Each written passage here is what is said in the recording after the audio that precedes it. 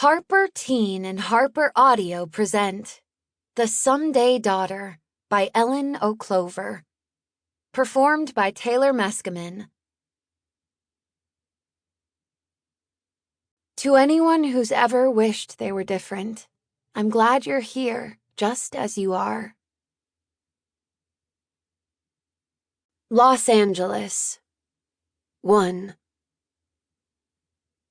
There's a zipper pull pressed directly into my spine. It's matte white, sharp-cornered, a spiteful metal rectangle.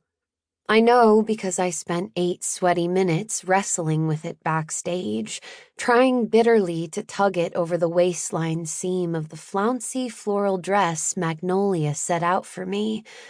I got it settled between my shoulder blades seconds before Mags burst into my room, and now it's back to haunt me, piercing my vertebrae like a punishment or a warning. That sounds like a good question for Audrey, my mother says.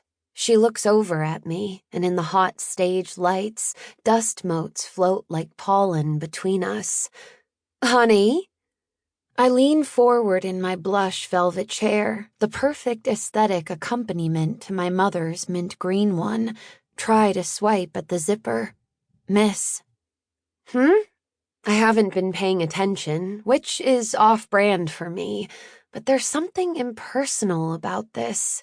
Personal as it's meant to be. With 2,000 people staring up at us, it nearly feels like no one is. 10 people, sure. 5, even more pressure. But 2,000? They may as well be fake. A soundless sea shifting in the dark beyond the glaring lights.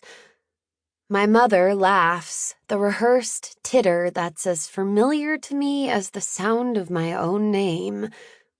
Laz asked what we're proudest to share on the tour this summer. I look at him. Lazarus LeBlanc, media darling, beach chic tastemaker, he of the laminated eyebrows, my mother's Malibu neighbor, and the exact kind of Los Angeles Ken doll to moderate an event like this. I'm 90% sure his legal name is Scott. Proudest, I repeat. Laz cocks an eyebrow, tilts one ankle so his snakeskin boots catch their polish in the light. We've known each other for a lifetime, and not at all. Hard to say. It's the easiest truth within reach, because really, I left everything I'm proud of back at school. I boxed it up and hoisted it into a windowless container that'll ship directly to my dorm in Baltimore mid-August, first day of freshman orientation, the minute my life picks back up. This is an interlude. This tour, this summer, this conversation on this stage, an exercise for my mother's pride that has absolutely nothing to do with my own. Understandably so, Laz says smoothly, when there's so much to be proud of. What about you, Camilla?